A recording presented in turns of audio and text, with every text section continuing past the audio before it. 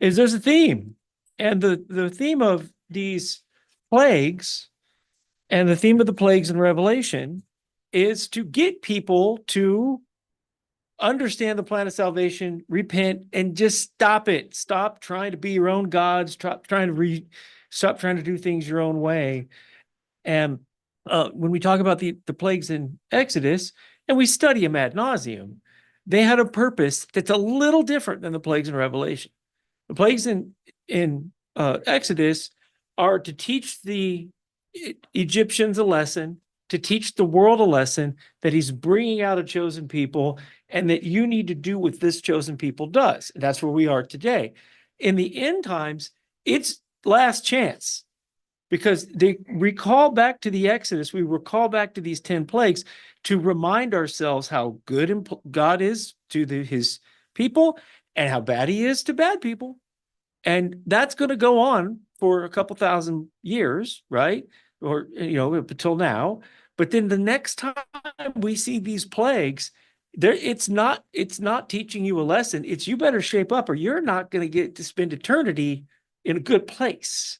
You're not even going to be alive for eternity. So it's a little bit different. Why I keep focusing on this. There's no such thing as a second Exodus thing, because we're not in a cycle. We're not going to repeat. The things that are coming that are very similar to the Exodus, but they're built on the Exodus, and it has a different goal, because there will be no sinners in the kingdom. There aren't, and so that's the purpose of the next set of plagues. And as we go through this, we always have to wonder, where are we in this stage? Is all this stuff yet to come? Is some of it happening now? Has some of it already happened? We have to speculate about that stuff, right?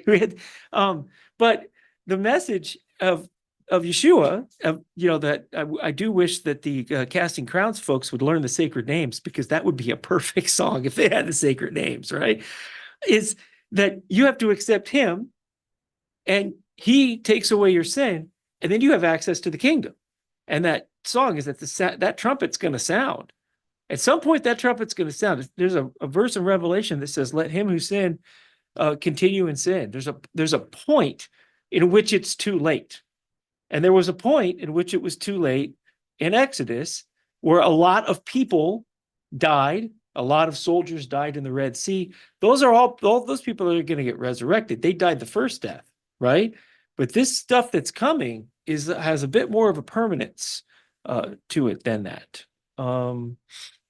So, has anybody got any other comments before we start doing our line by line, getting into the details and the weed stuff? Ross? Plagues in Egypt, also against the Egyptian gods. Yes. Oh, yes. We're going to get into that. Yeah. Okay. They absolutely were, because they worshiped the created. So the plagues were attacking the created things that they worshiped in order to humiliate them. Let's see. That's Exodus 5, verse 3.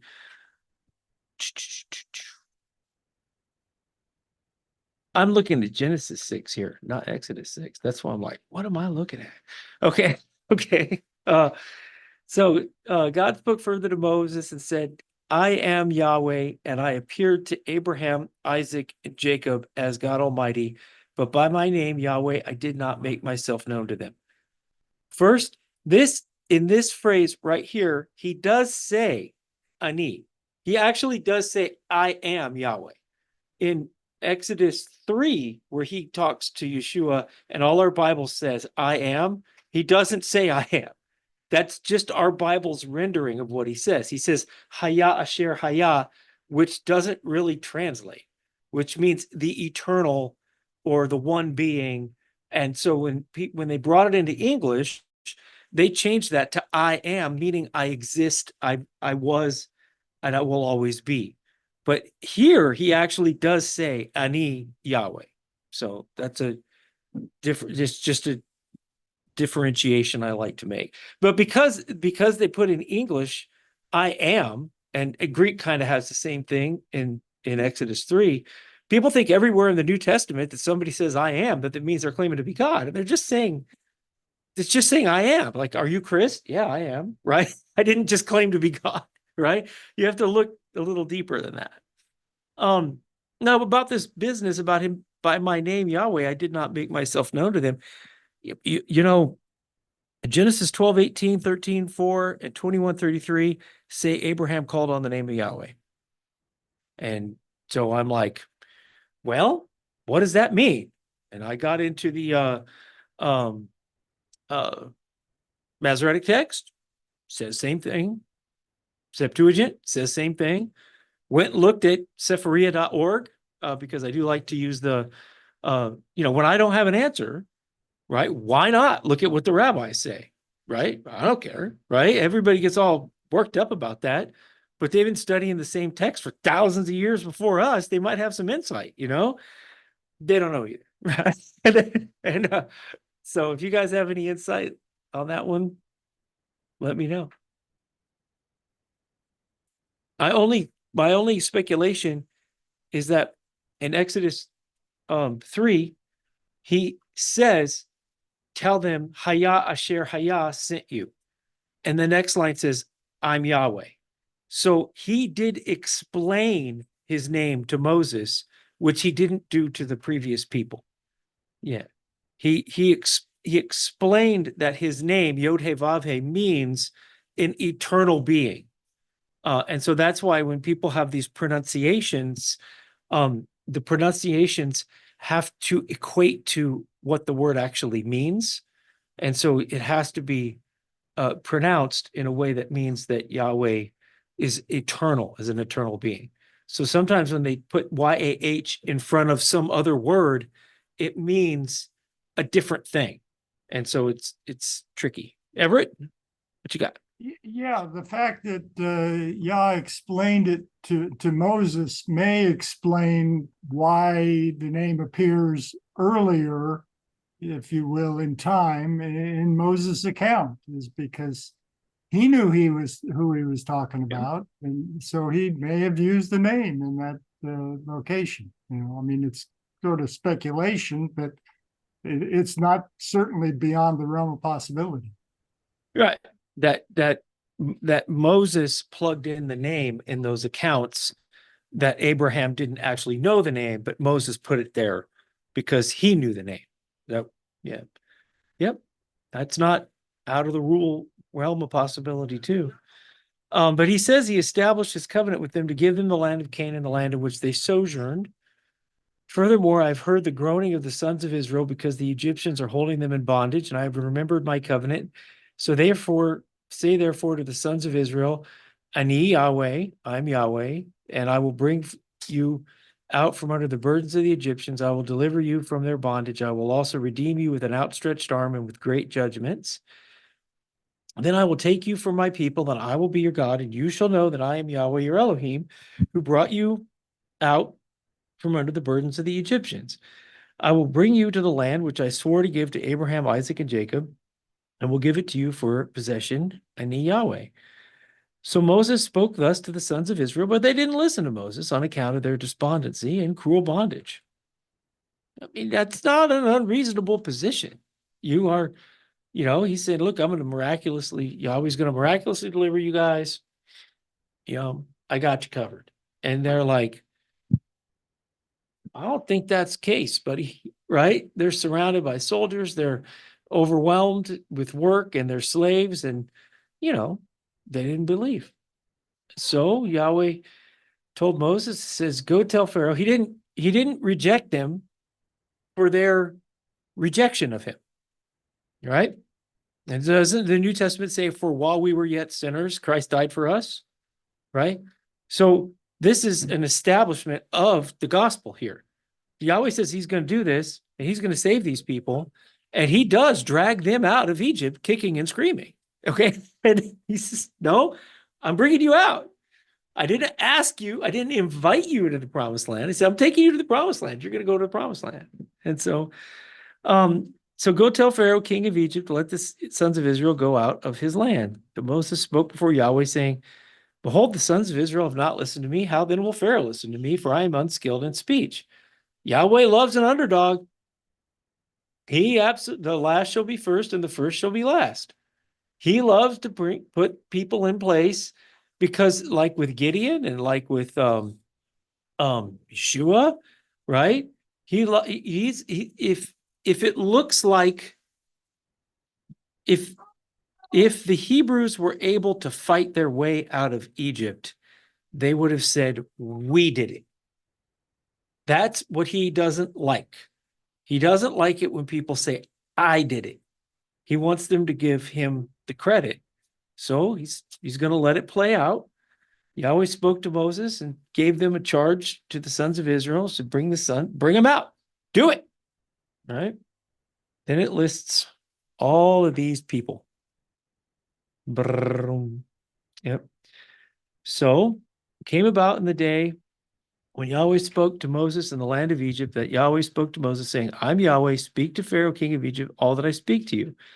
But Moses said before Yahweh, behold, I'm unskilled in speech. How then will Pharaoh listen to me? Yeah.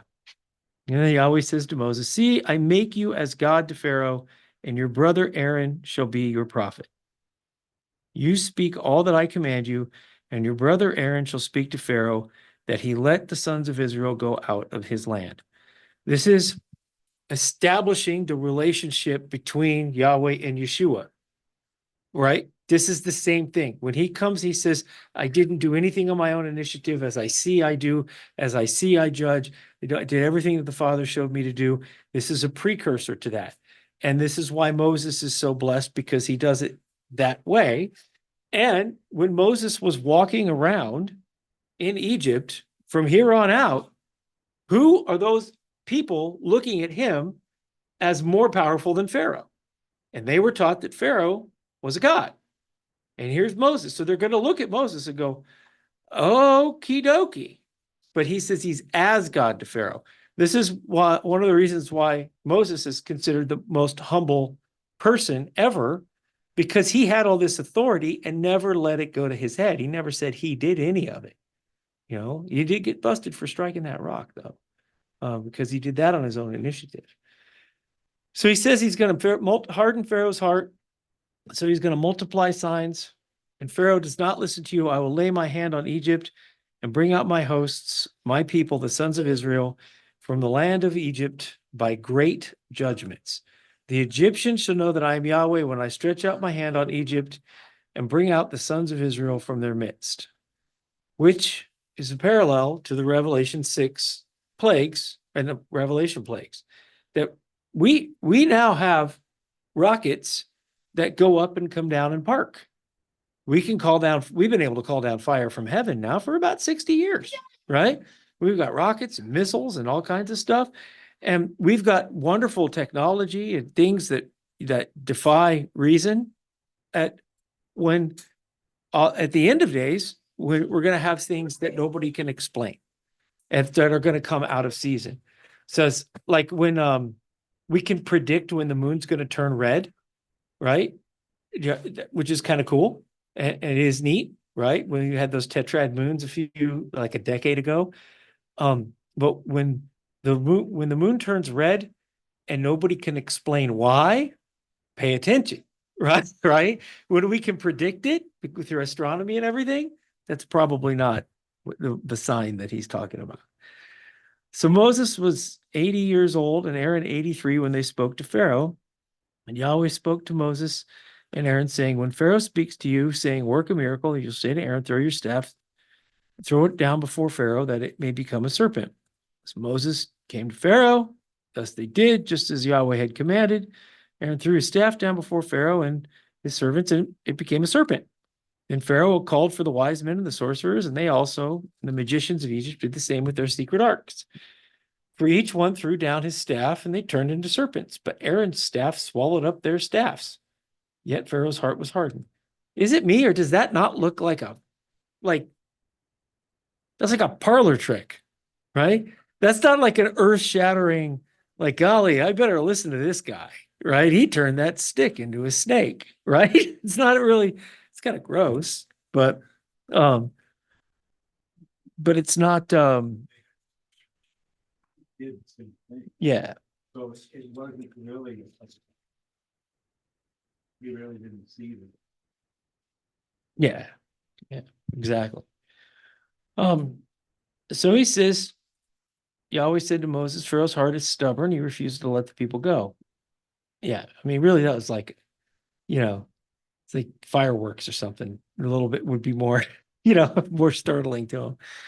So he's going out to the water. Station yourself to meet him on the bank of the Nile, and you shall take in your hand a staff which was turned into a serpent. You shall say to him, Yahweh, the Elohim of the Hebrews, sent me to you, saying, let my people go, that they may serve me in the wilderness. But behold, you have not listened to me till now. Therefore, thus says Yahweh, by this you shall know that I am Yahweh. Behold, I will strike the water that is in the Nile with my staff in my hand, and it will be turned to blood. The fish that are in the Nile will die, and the Nile will become foul. The Egyptians will find difficulty in drinking water from the Nile. And then Yahweh said to Moses, say to Aaron, take your staff and stretch out your hand over the waters of Egypt, over their waters, over their streams, over their pools, over their reservoirs of water. They may become blood, and there will be blood throughout all the land of Egypt, both in vessel and vessel of stone. Moses and Aaron did as Yahweh had commanded, and he lifted up the staff, struck the water that was in the Nile, the side of Pharaoh, and the side of his servants, and all the water that was in the Nile was turned to blood. The fish died, and the magicians did the same. Okay. How did the magicians do the same if he turned all the water to blood? I don't have it. I'm not being coy. Right? I think this is a lesson from Bible language that sometimes when they say all, then it doesn't mean all. Like with John the Baptist was baptizing all of Israel, right? And then you turn the page and then people are baptizing more people. So sometimes all just means most. But if you have any insight as to how there was water for the Egyptians to do the same, I don't have any. Yeah. So the Egyptians had to dig around the Nile for water to drink because they could not drink of the water of the Nile. 7 days passed before Yahweh had struck the Nile. So that's 7. Oh yeah, back up. Aaron is older than Moses. So you have the younger serving the older. And another reason that Yahweh wanted Egypt destroyed, and we're going to get into that in the book of Isaiah, is he doesn't want them to have something to go back to. He's turning a corner, and he wants that corner turned, and he doesn't want them to be able to go back. So 7 days passed. Exodus 8. Yahweh said to Moses, go to Pharaoh and say to him, thus says Yahweh, let my people go that they may serve me. But if you refuse to let them go, I will smite your whole territory with frogs. The Nile will swarm with frogs, which will come up and go into your house and into your bedroom and onto your bed, into your houses, your servants, and on your people, and into your ovens, into your kneading bowls. So frogs will come up on you and your people and all your servants. This is what Ross was talking about. They worship the frog. They believe that frogs were fertility because when they didn't see frogs procreating, and then out of the Nile would come tadpoles, and then frogs would just appear. And so they had a frog god, and they believed that the creator of the universe was represented by a frog. Yeah, easy Google search on this one. So not some kind of hardened thing. Lies, gnats.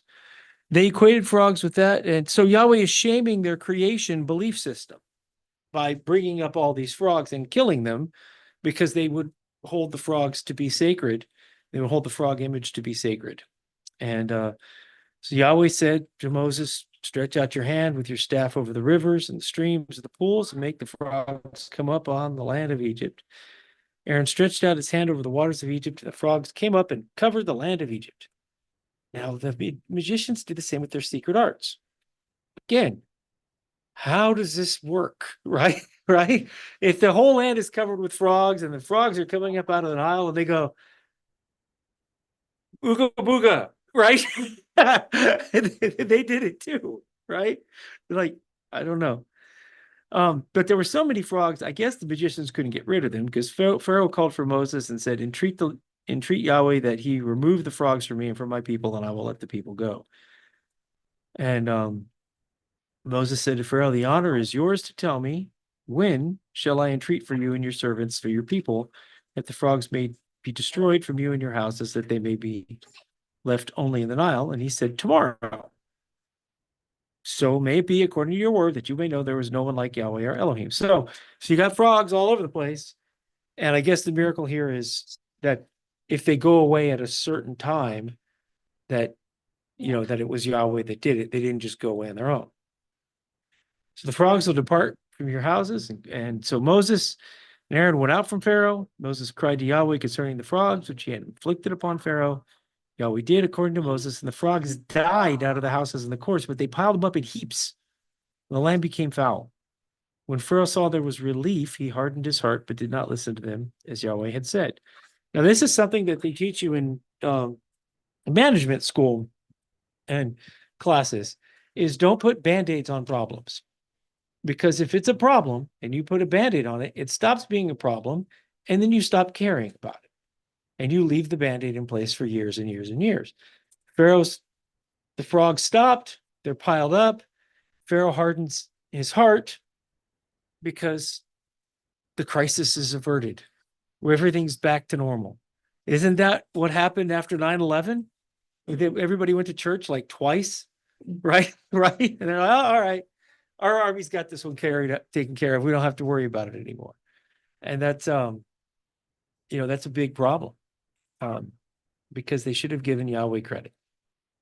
I am flying through this if anybody has any, insight. No, nothing.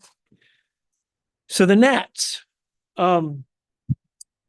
stretch out and strike the dust of the earth that it may become gnats through all the land of Egypt. They did so, and Aaron stretched out his hand with his staff and struck the dust of the earth, and there were gnats on man and beast. And all of the dust of the earth became gnats through all the land of Egypt. This is like a movie, like our movies today, where they have these, swarms of stuff coming. The magicians tried with their secret arts to bring forth gnats. Why don't they try to stop it?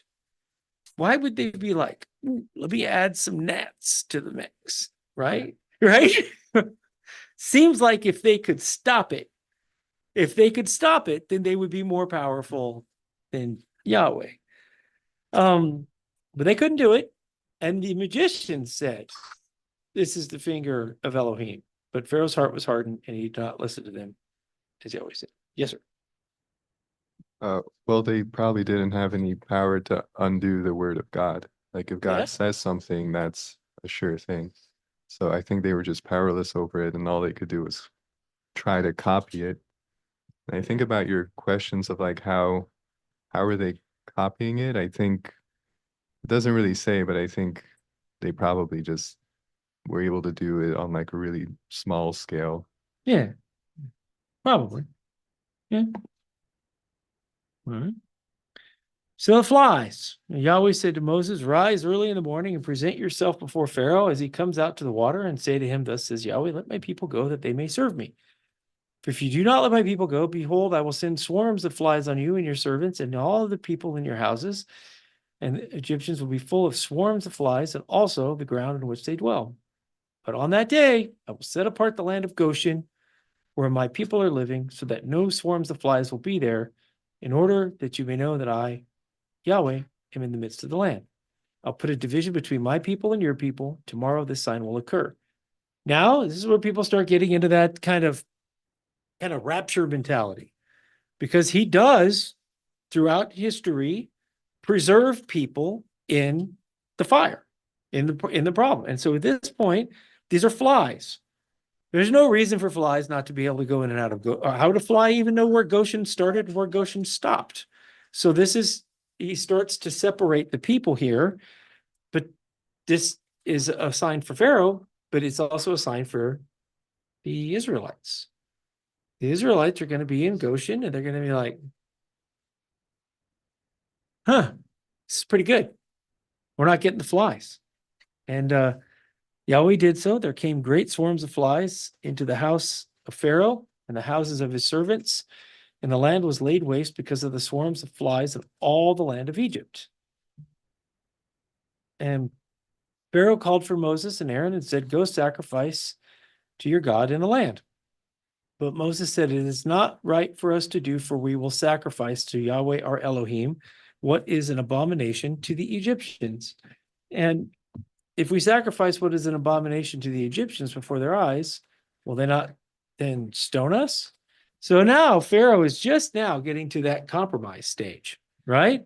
He's getting to that, you give me 1,000 terrorists and I'll give you one Israelite, right? And so go ahead, Everett.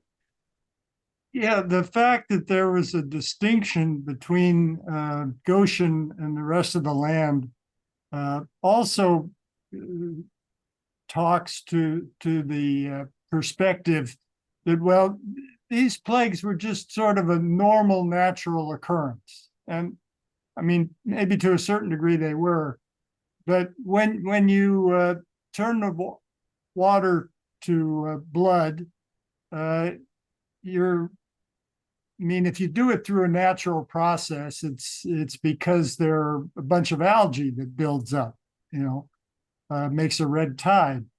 And that's going to cause certain issues that may promote frogs, and then the death of frogs is going to promote the need for flies to come and do away with them. So there are people that have this perspective that this was all sort of a natural occurrence, that Yah didn't really have his hand in things after all.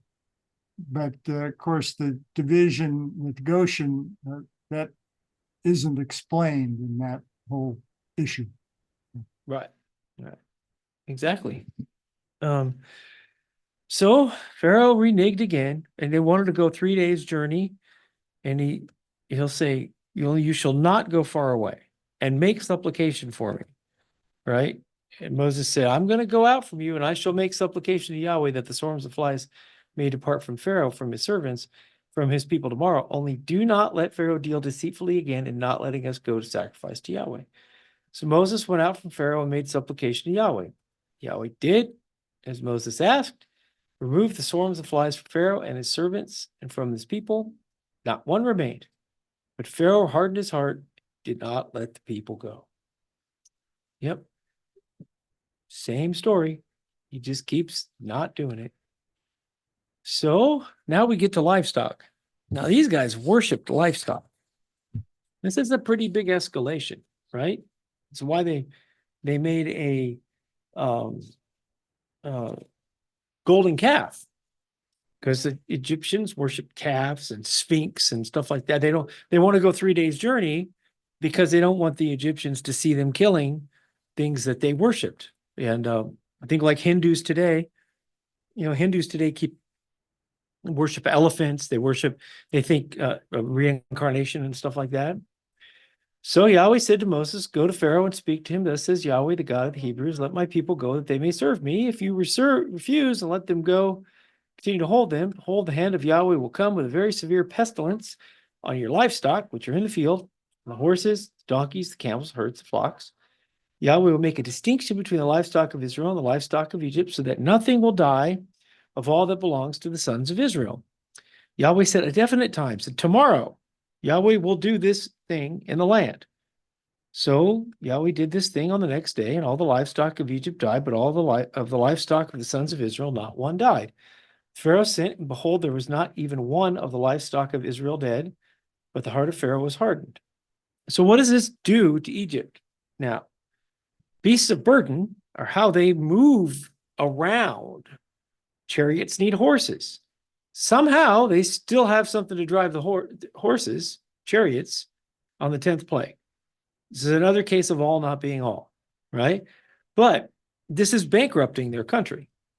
Remember how Joseph had them bring all their cattle. They owned all the land. They owned everything. Yahweh is dismantling that wealth right here. And Egypt is ceasing to become a nation. If they don't have livestock, they don't have food, they can't grind at the mill because the big millstone has to be moved by a giant animal. They're losing their ability to haul stuff there and to transport. Israel is not. So Israel is becoming more powerful than Egypt right before his eyes. And so then we got boils.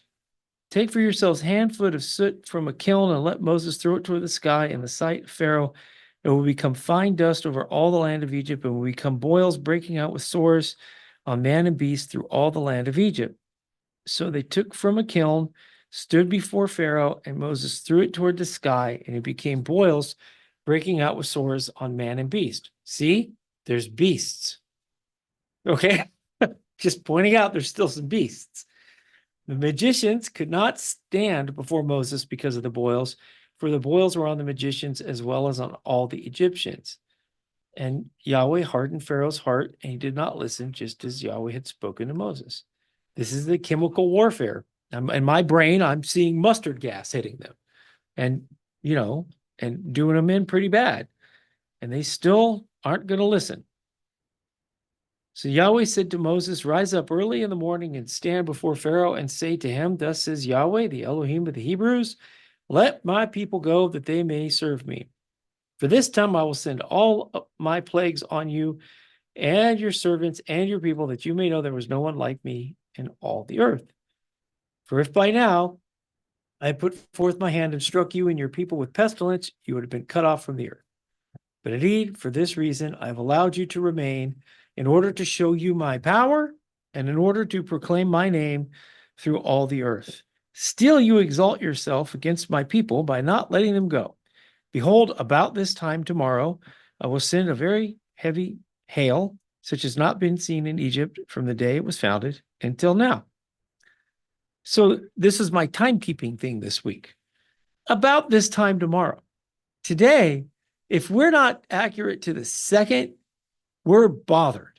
Our phones and our timekeeping is different. So by saying tomorrow, that for most of mankind's history, time has not been nearly as precise as we experience it today, right? We can synchronize stuff all over the world, the ball drop on January 1, right? The strike of midnight, and all the clocks in the world are completely synchronized. No, these guys have they have like the sundial, right? They don't have individual timekeeping unless they have the hourglass, but that's just to time 1 hour. So it doesn't have to be that precise. So what I'm trying to get at with that message and now is that we in the West and in modern times, we think prophecy has we got these timelines, and if it doesn't happen on exactly on this date, like the Millerites thought it was going to happen on October something, 1843, didn't happen. So they said, oh, we forgot year 0. So they thought it was going to happen on 8. It's not like that. The Bible is not that precise at all. The hours of the day, give or take, and even in my lifetime, in most of our lifetimes, time was pretty sloppy until we got quartz watches and the atomic clock, and everybody synchronized up off the internet. But it could be pretty sloppy. So therefore, bring your livestock in, whatever you have in the field, to safety. Every man and beast that is found in the field and is not brought home when the hail comes down on them will die. This also shows that we have some skin in the game here. The Christian doctrine that people are just going to be magically saved and whisked up and there's just going to be a pile of empty clothes behind them and all. No, we have to do stuff. And he's going to tell us to do stuff. For right now, the commandment keeping is what we do. That's how we identify ourselves. There may be more stuff to come, and maybe there's not. But if he comes back on a Shabbat, he needs to find us doing what he said to do on Shabbat. If he comes back on trumpets, we need to be doing what he said to do on trumpets.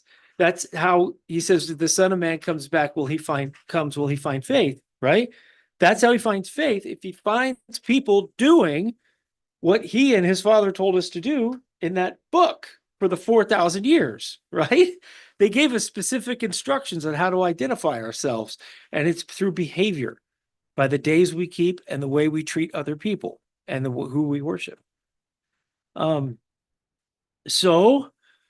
the one among the servants of Pharaoh who feared the word of Yahweh made his servants and his livestock flee into the houses. That's the beginning of the mixed multitude.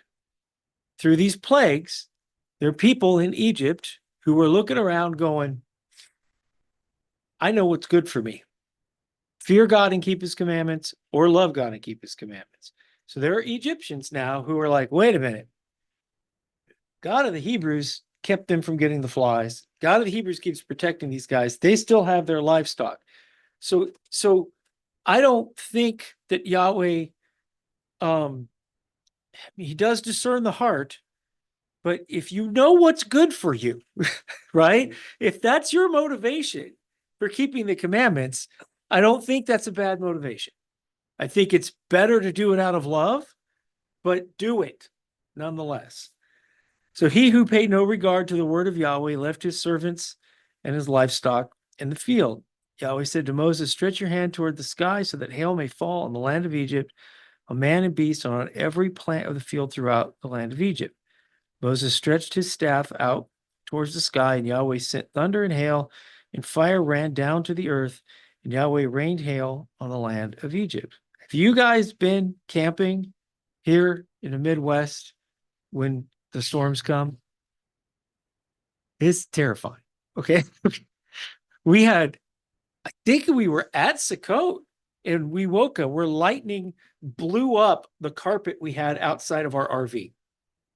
Lightning hit our camp and it took out power supply, but we came outside and there was this blue gray fluff everywhere because we had some leftover carpet from recarpeting our house that we put out, and it was blown to smithereens. But this is lightning that hit in a circle of RVs at Sukkot. We had other people camp, Craig Hodgkins, Craig, you know Craig, right? Old guy Craig. His son is Israel. His son is named Israel. Anyway, they were camped with us, right? Right? Yeah. There were people, and the lightning came and hit in the middle of us, and that was pretty terrifying, you know? And yeah. And so now he's doing that very thing here. The hail strikes every plant of the field. These guys are primitive. They don't, unless you're Pharaoh. Pharaoh's probably inside of some stone structure. Only in the land of Goshen where the sons of Israel were was there no hail. Now, we have also moved to the Midwest, and we have an appreciation of Midwest weather that maybe people who grew up here don't. To us who come from afar, it is unfathomable to see the end of a storm. But you can see that here. It can rain on one side of your house and not on the other side of your house. Okay. And you're like, what? That's a strange thing for those who don't grow up here. And I think it's pretty strange, even if you are from here. But he's now protecting the land of Goshen, which is big. That's not a small area, right? I think there's 1 million people living there. So think, the Kansas City metro is not getting hail, but Merriam, Kansas is, or the other way around. Depends on which state you're from, right? Right? KCK is getting hail and KC-Mo is not.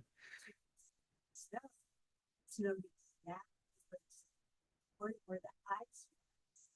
Yeah. When ice do that 1 2. Yes. Yeah. April pointed out that during the recent blizzard, the forecasters had these bands on the television of where it was going to ice, where it was going to, and boy, did it happen that way. And it was really, because we were in the 12 inches and up, right? Right. And we got it. We still have it, right? So he said, I've sinned this time. Wait a minute. Which verse? I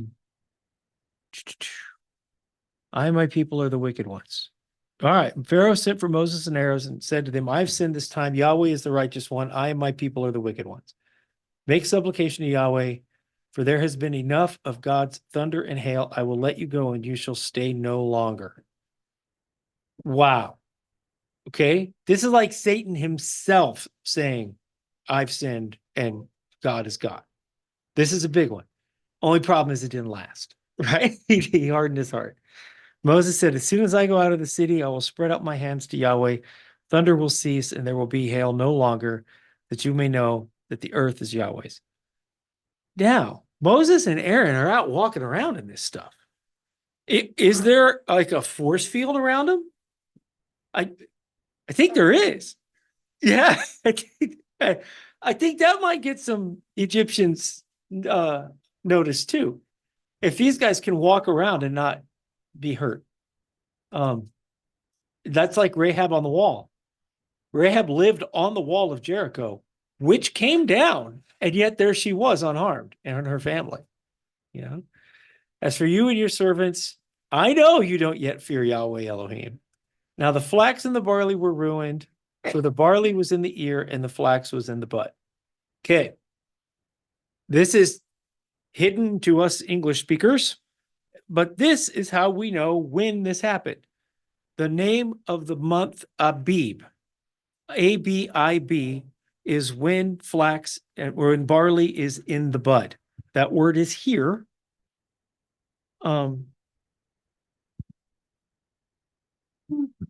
Gibeol, flax was in bud, barley was in here. Abib. So when barley is in Abib, that's the month Abib, and that's how he chose to give us the calendar.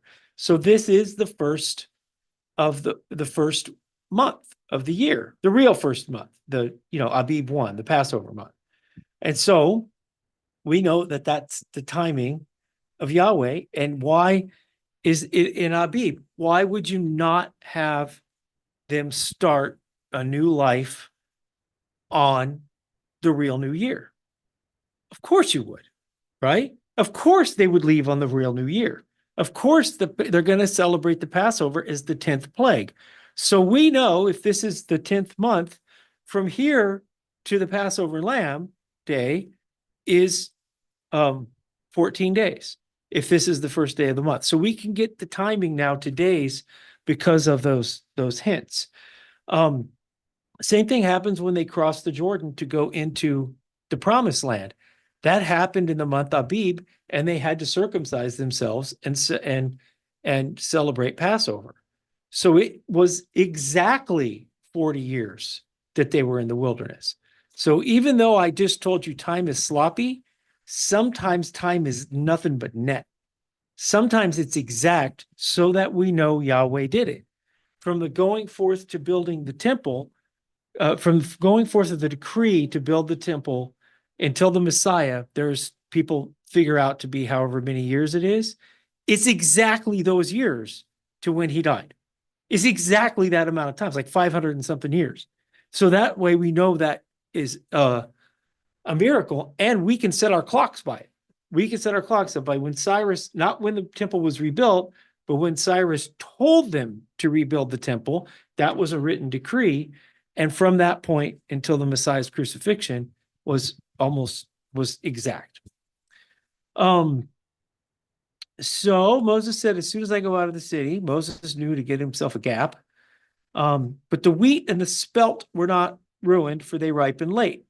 Okay. You agriculture people, when does wheat ripen? How many months after barley? Do we even grow barley? Yeah.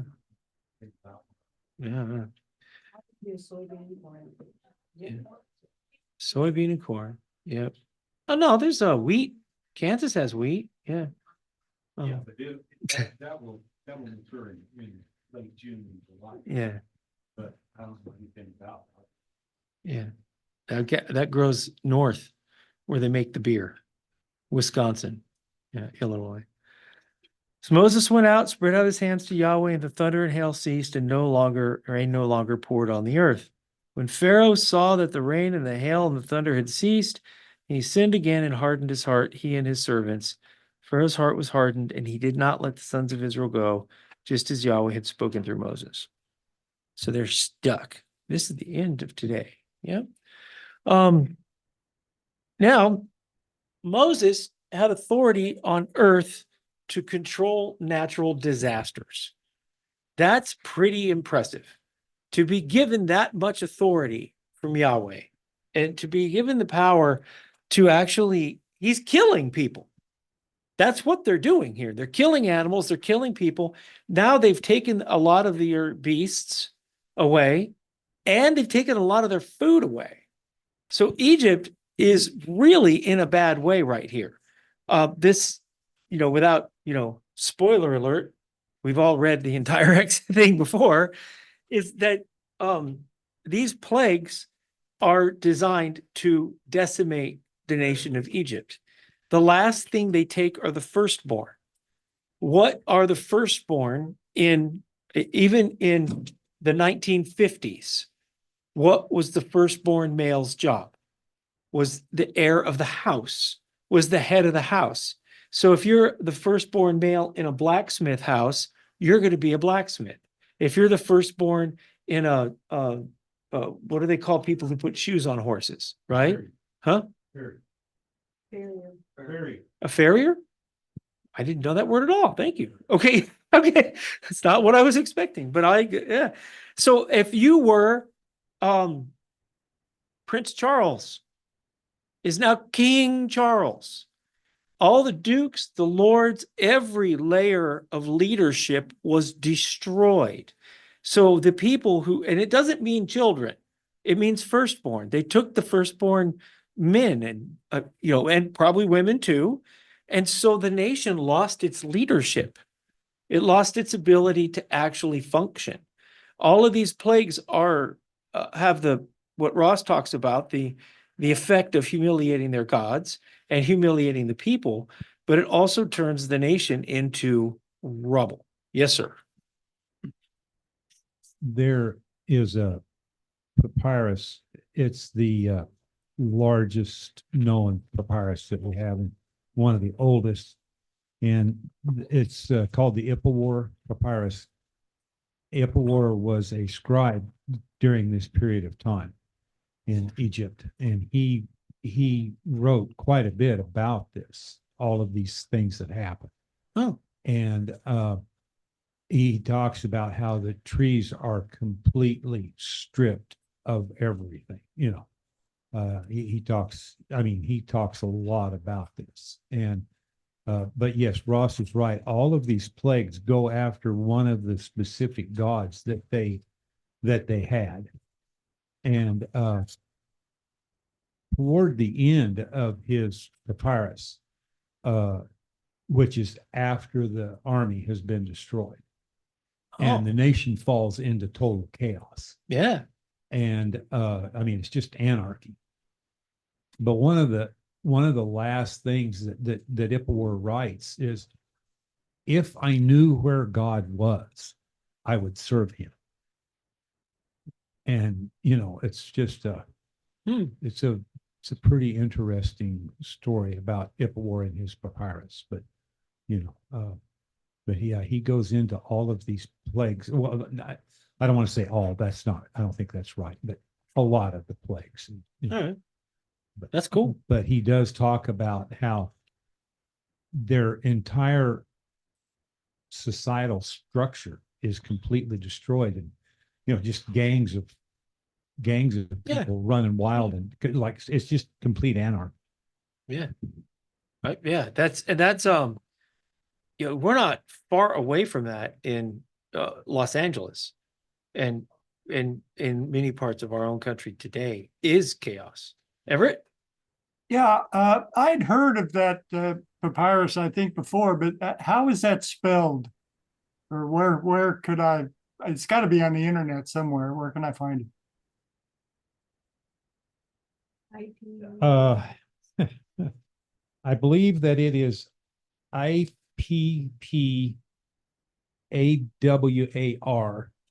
Now, don't hold me to that, Everett, but off the top of my head, this is what I'm thinking it is. All right. Okay, thank you. That'll give me a place to start anyway. Yeah. That's cool. That's pretty cool that we have a written record of that. And I hear that there's a stone somewhere that looks like it talks about Joseph. Like there's like a hieroglyph that talks of that somewhere in the world that talks about Joseph. So Revelation 6, we're going to do Isaiah last. So the 7 seals. So it's not 10, it's 7 in the end days. And he looked, hey, girly, what's you doing? Then I saw when the Lamb broke one of the 7 seals, and I heard one of the 4 living creatures say, as with a voice of thunder. You already have parallels here: thunder, lightning, hail. I looked, behold, a white horse, and he who sat on it had a bow, and a crown was given to him, and he went out conquering and to conquer. When he broke the 2nd seal, I heard the 2nd living creature saying, come, and a red horse went out. The rider was on it, granted to take peace from the earth, that men would slay one another with a great sword that was given to them. So this is now not a regional thing. This is not Goshen versus Egypt. When Eretz in the Bible is firm ground. When we see the word earth, we think big blue marble, right? In this case, I'm pretty confident this is talking about big blue marble. This is talking about everything, not just the land in the Middle East. This is talking about peace from the earth, that this authority to actually cause chaos everywhere, that men would slay one another. A great sword was given to him. I think that this is a thing where mankind's finally going to have to come to reckon with our power and everything not being from ourselves. So when he broke the 3rd seal, I heard the 3rd living creature say, come, and a black horse, and he who sat on it had a pair of scales in his hand. What are scales for? Justice, right? Measuring in balancing what's right and what's wrong. I heard something like a voice in the center of the 4 living creatures saying, a quart of wheat for a denarius and 3 quarts of barley for a denarius, and do not damage the oil and the wine. Well, those of us who read the Torah understand what happened after the hail destroyed the barley and the spelt. Every bit of food became incredibly expensive. These plagues are going to make food very hard to come by. And that's going to cause people to want to slay each other, want to kill each other over food. It's going to be a very difficult time. And don't damage the oil and the wine. I think that is probably an idiom. I've heard many a sermon trying to, take that apart. But these things are going to be very, very precious. Today, I always pound this drum, but what did we just have for lunch? We just had a gourmet meal for lunch. We had gyros and couscous and rice, and April made gluten-free. I mean, it's she liberated every bad thing from that pan. It was yeah. It was like libertad. It was French, right? It was free of everything. Brownies, and we have coffee, and we have everything. But this group of people also knows that it can go away in the blink of an eye, right? We don't live in California. We live in Missouri, where it's possible for the shelves to go, or Kansas. Sorry, buddy. Sorry, Jayhawker. All right. All right. Sorry. Give me, right? We live in the Midwest, and where it can snow and things can stop. So you have to have some food around. Or there's people in New York City and big cities who don't have food in their house. They go out to eat for every meal, and now with Uber Eats, Vonnie, Vonnie's in college, and she Ubers in everything, and so, now we get to the ashen horse, and he who sat on it is named Death, and Hades follows with them. Authority was given to them over 1/4 of the earth, to kill with the sword and with famine and with pestilence by the wild beast of the earth. So it's going to be pretty bad. 9 to 11. When the Lamb broke the 5th seal, I saw underneath the altar the souls of those who had been slain because of the word of God and because of the testimony which they had maintained. And they cried out with a loud voice, saying, How long, O Lord, holy and true, will you refrain from judging and avenging our blood on those who dwell on the earth? And there was given to each of them a white robe, and they were told that they should rest a little while longer until their number of their fellow servants had been, and their brethren who were to be killed, even as they had been, would be completed also. So, is this literal, or is this like when Yahweh says, your brother's blood cries out from the ground, right? Abel's blood did not actually help me, right? That's just a euphemism. Are there literally these souls under the under the altar, or is this, just language about them being dead? And they're just like he says, he hears the Israelites cry out, even though he knew when to go get them anyway, right? So, does anybody have any thoughts on this one?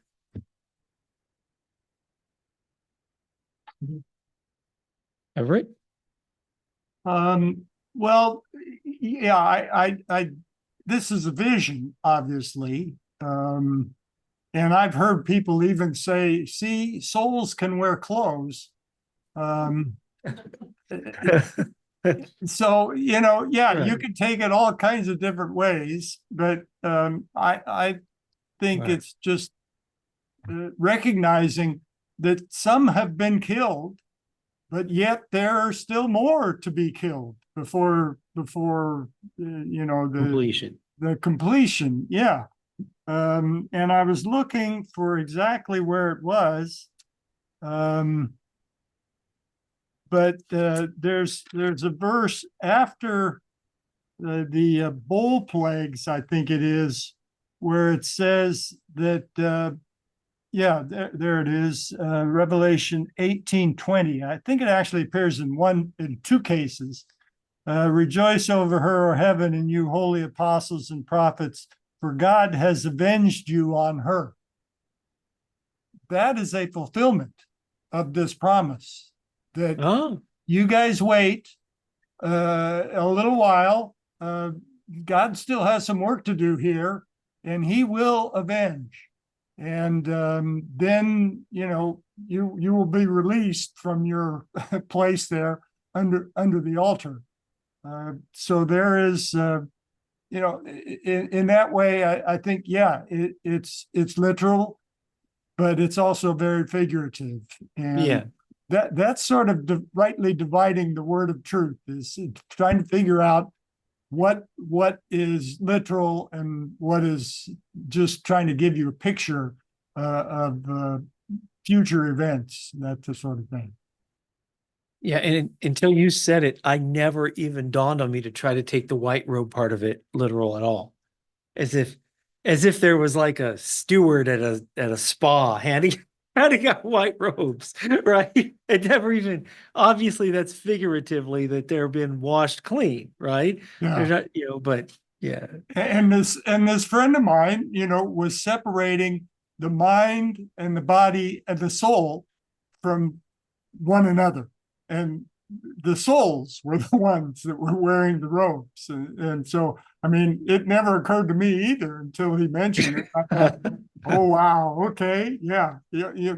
But, you got to be flexible with prophecy. You never can tell, And they had sayings and idioms, and they spoke in a manner that we don't know, we don't fully appreciate.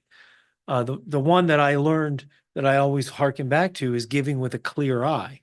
That is a Hebrew idiom to this day that has nothing to do with a clear eye. It just means to be generous. That's all it means. It doesn't have anything to do with a pupil, with an eyeball whatsoever. But I didn't know that till an actual, Hebrew scholar gave a talk on it and let me know that's a Hebrew idiom to this day. In Hebrew, they will say that, and that is never meant to be literal. And I'm a guy who clowns around a lot. You probably throughout the day could go 40% literal, 60% goofing off with what comes out of me. Most of the time I'm not being literal at all. And so it's hard to understand when we're looking at this different culture and we're looking at these words, how to determine when to take it literally and when to not, I'm with you. So, but there are some out there who want to spiritualize everything, right? Obviously, there's a pendulum here. Obviously, we have a gradient, right? And sometimes it's literal, and when it can be literal, it should be literal. But sometimes it just can't be literal. A wheel in the sky with eyes on it, right? Probably not literal. Probably not talking about the International Space Station. Okay. But you never know. Maybe someday we figure out what that is. So the sixth seal, and there was a great earthquake, and the sun became black as sackcloth made of hair, and the whole moon became like blood, and the stars of the sky fell to the earth as a fig tree casts its unripe figs when shaken by a great wind. The sky was split apart like a scroll when it is rolled up, and every mountain and island were moved out of their places. I think this one's literal. Okay. Okay. I think this one is because we know when the Messiah died, what happened? The moon went dark, right? That was the sun went dark. The whole land went dark. Why? Because as Pharaoh was a sun god worshiper, so was Rome. They hung him on an ankh. A cross is an ankh. So they were putting him on a cross to show that that the sun god had power over him. That's why the Romans crucified leaders and kings and stuff in front of all these cities to show that they had the authority over that city. And they left the people dying. I mean, they crucified like 1,000 people in one day once. And they would do that to show that they were more powerful, their gods were more powerful. So when he dies on the cross as a humiliation, and then the sun goes dark to show, Yahweh made that. That didn't make anything. Oh, all right. See you later, Ross. So the the sun becoming like blood. When we had the tetrad moons and during Sukkot, there was those 2 years in a row where the first day of unleavened bread and the first day of Sukkot had giant red moons. There were 4 in a row, and it lined up on the calculated calendar. And we had people standing at Sukkot going, "Your calendar's still wrong." And I'm like, it's right there. like, what do you mean? The moon is so big it looks like you could touch it. But Diana was going to my niece's boot camp graduation. She couldn't be there for that one because she's going to go to a family thing. And I looked at that moon and I called her and I said, if you wake up in the morning and that's still there, you just drive right here. Right. Right. Because I don't think it turns back. This is from the prophecy of the book of Joel. If maybe the commentary will get me there real quick. I saw it a second. Joel 2:10. Yep. Before they rush on the city, they rush on the wall, they climb in the houses, they enter through the windows like a thief. Before them, the earth quakes, the heavens tremble, the sun and the moon grow dark, and the stars lose their brightness. Yahweh utters his voice before his army, and surely his camp is great, strong, who carries out his word. For the day of Yahweh is great indeed, very awesome. Oh, that wasn't it.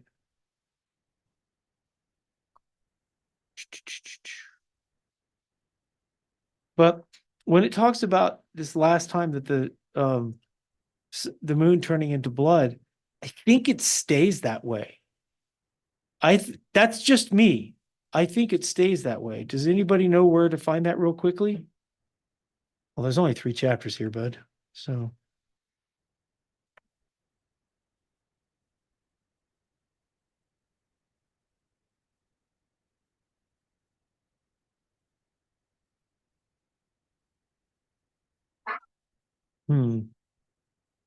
I'm determined.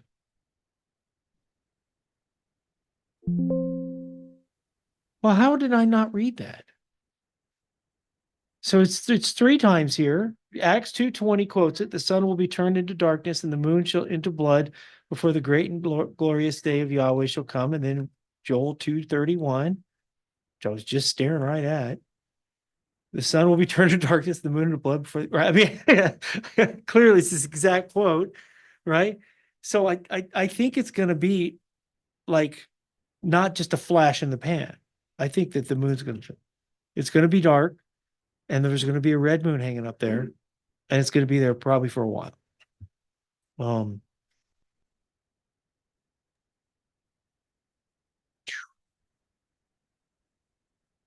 And the sky split up in the skull. So we're talking new heavens and new earth, islands, mountains moved out of their places, like earthquake of that's going to change the shape of the planet. Everett? The similar wording appears in Matthew 24:29. Yeah, it sure does. I assume you knew that probably, but Go for it. yeah, it definitely connects all of those events. Yeah. The sun will be dark and the moon will not give its light and the stars will fall from the sky and the powers of the heavens will be shaken. And then the Son of Man shall appear in the sky. Then all the tribes of the earth will mourn when they see the Son of Man coming on the clouds of the sky with power and great glory. Yeah, it's great. And then he sends a great trumpet. So when you take Isaiah 65 and 66, Ezekiel 37 and 38, Revelation 19 and 20, those are the ones that I studied out a lot. That's also Zechariah, last half of Zechariah 14, and Joel. These guys are all talking about the same event. We actually get more information about resurrection in Ezekiel than we do in about like details, bone to bone, sinew to sinew, right? And so it's remarkable how cohesive the story stays over thousands of years, and they're talking about the same event. Back to Revelation 6.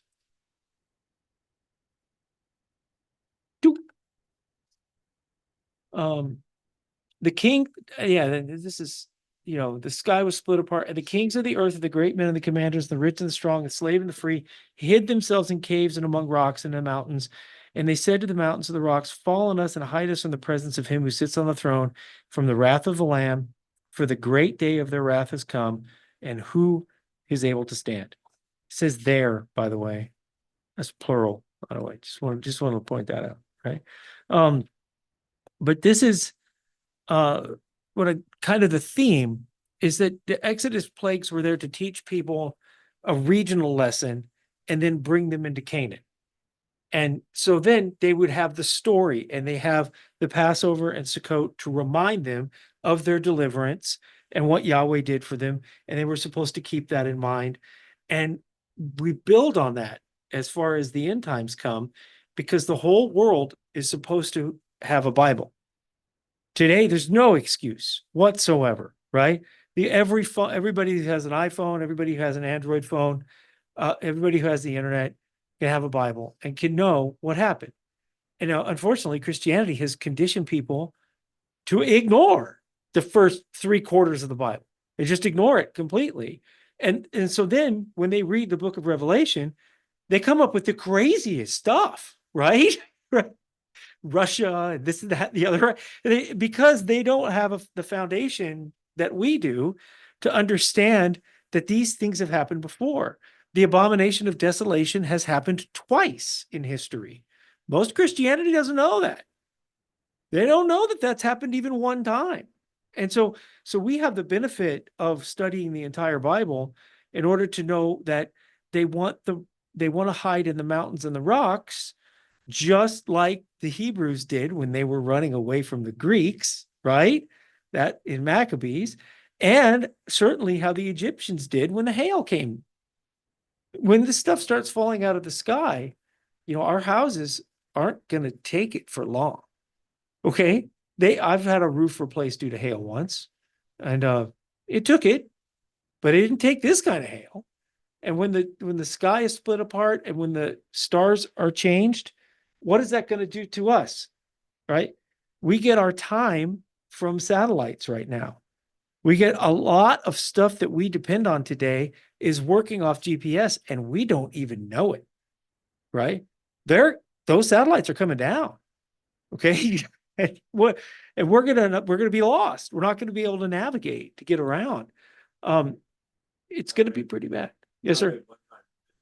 They estimate some of this hailstones that fell in Egypt Or maybe as large as 70-pound hailstones.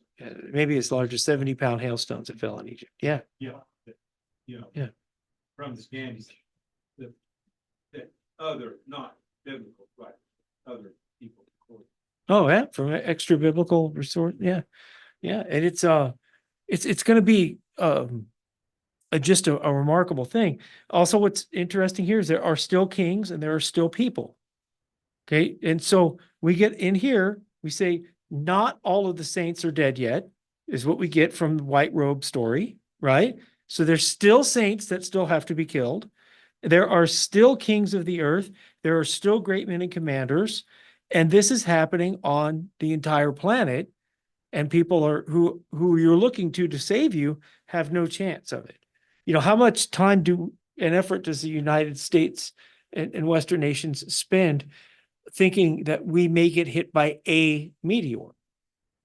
And we've got all this vast array looking at the sky to try to identify a meteor to shoot it down. What happens with the 70-pound hail comes back? There's nothing you can do. Where are you going to go? Basement for a while, right? You know, and so these events are going to be huge, and I think a lot of this is literal. So Isaiah 28:25.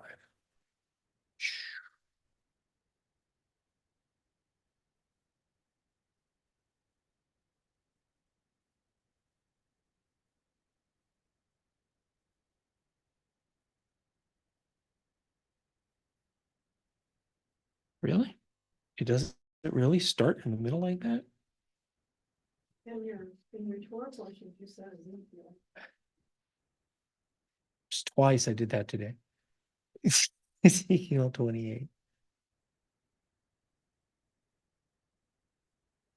So thus says Yahweh Elohim, when I gather the house of Israel from the peoples among whom they are scattered, I will manifest my holiness in them in the sight of the nations. Then they will live in their land, which I gave to my servant Jacob. They will live in it securely. They will build houses, plant vineyards, and live securely when I execute judgments upon all who scorn them round about them. Then they will know that I am Yahweh, their Elohim. Okay. A lot of people take this line here way too literal, right? Obviously, if they're living in their land and they're doing what they're supposed to do, they already know that Yahweh is their Elohim, right? Oftentimes this means that they will know the greatness of him, they will know him more fully, or they will be assured that they're doing the right thing. That it's not that they're ignorant of it. A lot of people in the sacred name community point towards this as saying that we don't know the name, and when we do know the name, right, that it's tied to this, but it's not. Knowing the name is not it's not a mystical pronunciation that makes us holy. Knowing his name is knowing his character, knowing what he expects of us, and so that we can reflect that character back at our deeds and our actions, not necessarily a factor of pronunciation. And so it goes to the next chapter. Well, in history, the only time we have recorded that this happened is in the book of Maccabees, which is not scripture. It's an apocryphal book, that when the Jews successfully pushed the Greeks out, there's a chapter in a session that says each man lived under his own tree, ate what he planted. The kids pretended to be warriors, and it talks about this peace that he's talking about here. When people live in the land securely and they eat of their own food, one man will plant and not another eats, and nobody is stealing your house. 29, the 10th year, in the 10th month, the 12th of the month, the word of Yahweh came to me, Son of man, set your face against Pharaoh, king of Egypt, and prophesy against him and against all Egypt. Speak and say, thus says Yahweh Elohim, behold, I am against you, Pharaoh, king of Egypt, the great monster that lies in the midst of the rivers, that has said, my Nile is mine, and I myself have made it. I will put hooks in your jaws and make the fish of your rivers cling to your scales. And I will bring you up out of the midst of your rivers, and all the fish of your rivers will cling to your scales. I will abandon you to the wilderness, you and all the fish of your rivers. You will fall on the open field, and you will not be brought together or gathered. I have given you for food to the beasts of the earth and to the birds of the sky. They're going to be reduced to wild animals. That's what he's talking about. Then all the inhabitants of Egypt will know that I am Yahweh, because they have been only a staff made of reed to the house of Israel. When they took hold of you with the hand, you broke and tore all their hands, and when they leaned on you, you broke and made all their loins quake. Therefore, thus says Yahweh Elohim, behold, I will bring upon you a sword and will cut off from you man and beast. The land of Egypt will become a desolation and waste. They will know that I am Yahweh, because you said the Nile is mine and I have made it. See, they're elevating themselves to God status. They're saying they're the ones that created the Nile, that it's that they have the ability to create when only Yahweh does. Therefore, behold, I'm against you, against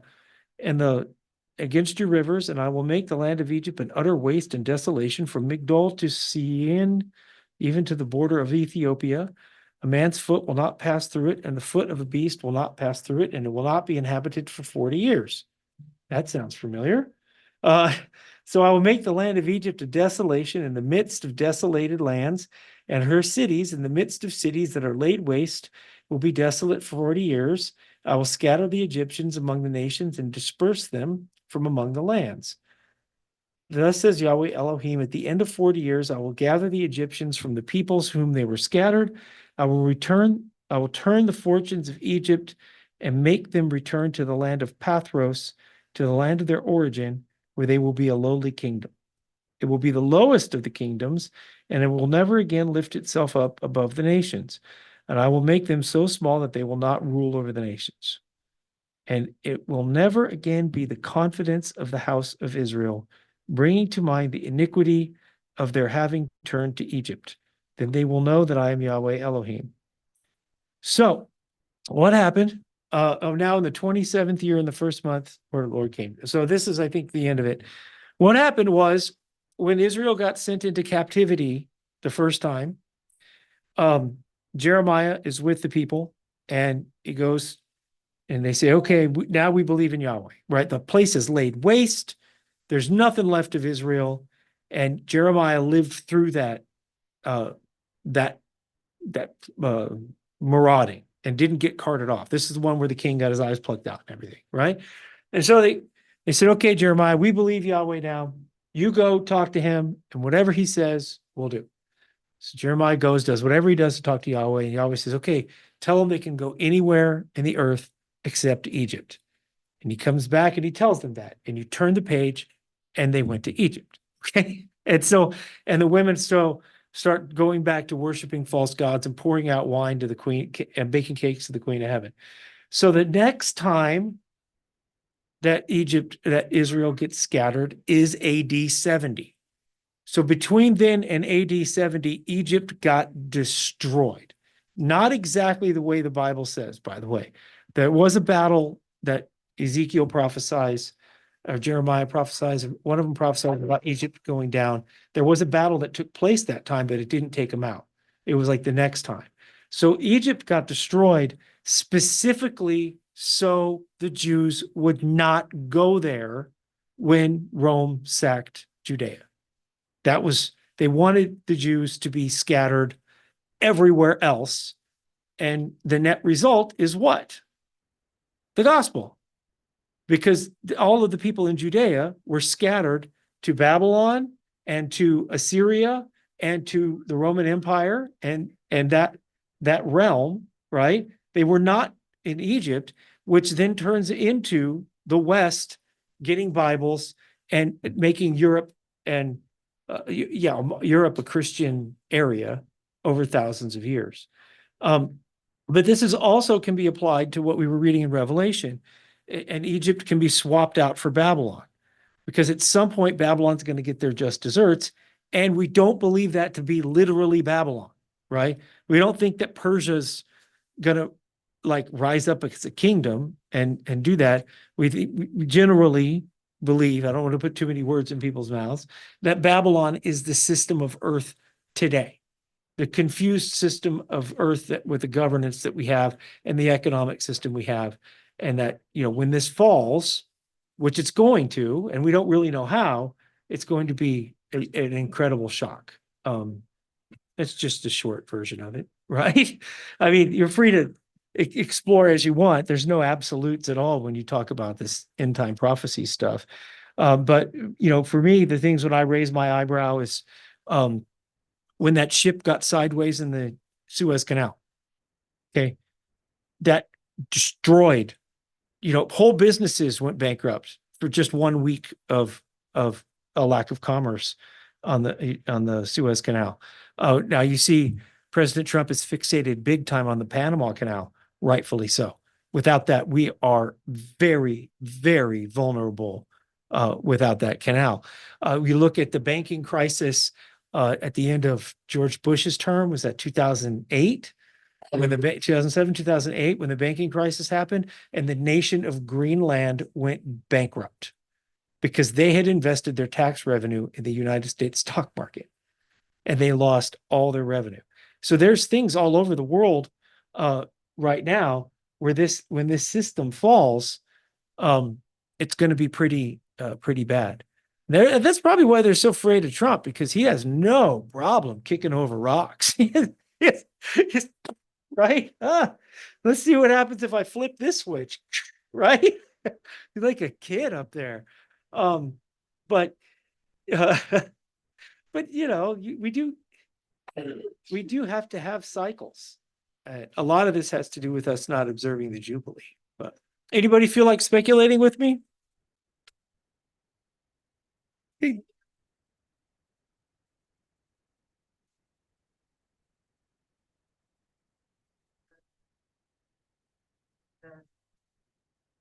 $500 billion, half a trillion dollars. Yeah. Okay. ASI or AI. So the question in the room was, how is AI going to affect all this? I personally look at Elon Musk and think that he's using the Terminator series as a to-do manual. Okay. Every bad thing that came out of the Terminator movies, right? He made robots, he made artificial intelligence, and they made Skynet. And though Skynet was the internet, that before internet, it was the internet where all these things could communicate, autonomous vehicles and robots, and arming them. And he's done all that, right? And it's like, what are you doing, dude? Right? And now for me, the artificial intelligence problem is that it's only as smart as what's on the internet. And the internet searches default to what's the most popular, not what's correct. Right? In Christianity, what's the most popular? Sunday, Christmas, Easter, right? That's not the most correct by any stretch of the imagination, right? So in AI, my concern is that, in business, they say that's how we always did it, right? Why do you do this process? Why do you do work like that? Well, that's how I was trained, and that's how the person trained this. That's where I see AI as a problem, is that it's going to be so locked inside of its reality that it won't be able to deal with things that don't fit. Marcy, you're a programmer. What are your thoughts, sir? Your area of expertise? Yeah, on AI in the end times. Oh, I was just talking to someone a day or two ago, and they were talking about the transhumanism agenda. So basically saying that Hasatan, who rules the world according to the Bible, that he hates people, he wants to replace people, he wants us to have no jobs, he wants to replace us with AI, even if it's an inferior intelligence. Yeah, so I don't know, but apparently there's a transhumanist agenda. I don't know if anyone's heard about that. Yeah, Musk is all in on that too. Yeah, yeah, yeah.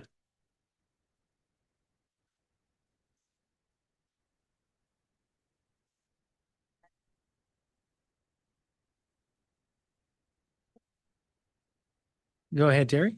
The reason I said ASI is I just heard this week that they're going to create it so we each have a soulmate that is AI that will communicate with us, that will be our buddy, that will basically take every common sense and intelligence out of our brain and try to change us into just being one-on-one with an AI entity. Yeah.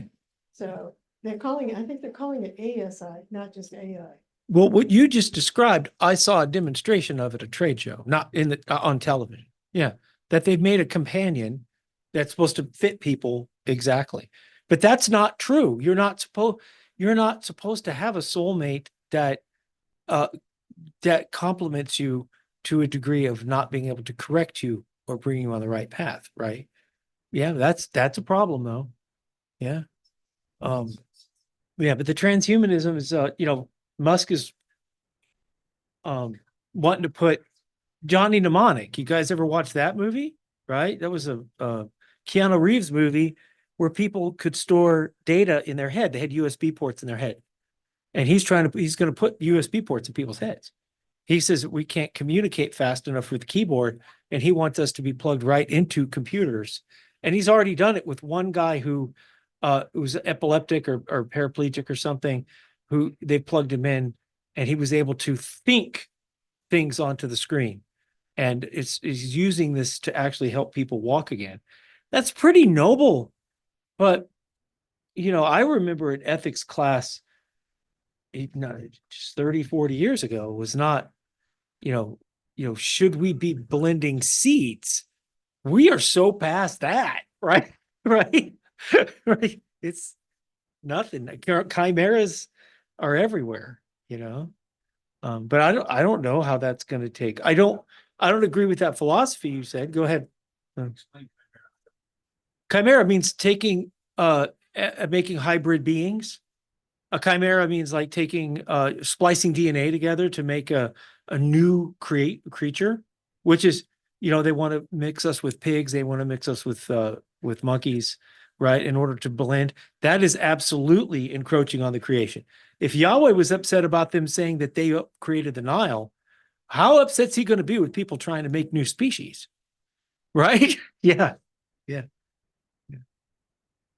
Yes. Yeah, it's against Torah because Torah says not to blend different kinds and crossbreed and things like that. And so I use AI as a tool for now, but when it comes to actually implanting it in my brain and stuff, I already drew the line on like the virtual reality headsets. Like I refuse to go there. Yeah. But if it's like typing into a chat box, I'm okay with that for now. I do, like, if I'm looking for the specification of some part and I do an internet search, it gives me articles that I can read to find that. If I ask Microsoft Copilot the specification, it just gives me the specification. That's how I use it. And that's it, right? I've never used that Grok thing, even though I am a Twitter person. I have no desire, right? What is that going to do for me?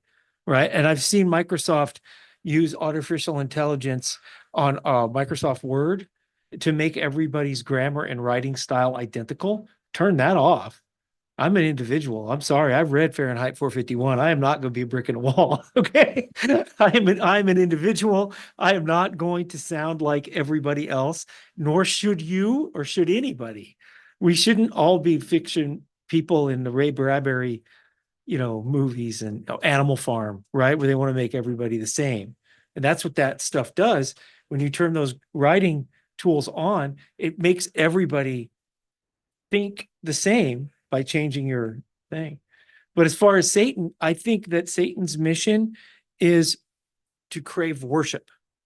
He craves worship, and that's what he was doing with Yeshua when he took him up on the temple. He wanted Yeshua to worship him, right? I think he wants to get as many people as possible to worship him, not robots. But I could be wrong, right? And barring getting people to worship him, getting people to not worship Yahweh is also his mission, because he thinks he's sticking it to the man, right? But he knows how it's going to end. He has a Bible, right? Right? He knows what's going to happen. Well, Um, look, the Muslims, a huge percentage of the world's population, they worship on Friday. yeah. Another huge percent of the world's population worships on Sunday. Yeah. But in the middle here, there's a very small number. Yeah. Yeah. That's not accidental. Yeah. You're absolutely right. Yeah. And you're right. That's not accidental. And if you ask a computer, what's the day of worship? What's it going to tell you? Not our day, right? Right. They say that's just for the Jews, right? When Yeshua said the Sabbath was made for mankind, the word for mankind there is anthropos, where we get anthropology, which means mankind. It means everybody. So, yeah. All right. Well, it's been fun. Isn't it a shame that the guys who do a lot of good for us in the world are also the ones who are doing a lot of bad in the world, right? The same guy that gives us the only free speech platform, the only reason we know that they did interfere with the last election and they did interfere with the COVID stuff, that guy is the same one who wants us to plug our heads into his computer. Not gonna happen, bro. No, sorry. You call it free speech all you want. I'll be doing it with the keys, right? Yeah. AI says that for most Christians, the day of worship is Sunday, traditionally called Lord's Day, but it does go on down to mention that some people worship Sabbath. Oh, we do get an honorable mention. It does when- Yeah. Corky looked at asked AI what day there was to worship, and we did get an honorable mention, but like a byline. Okay. So all right. Well, where are all the kids? You got that one, you got the little one.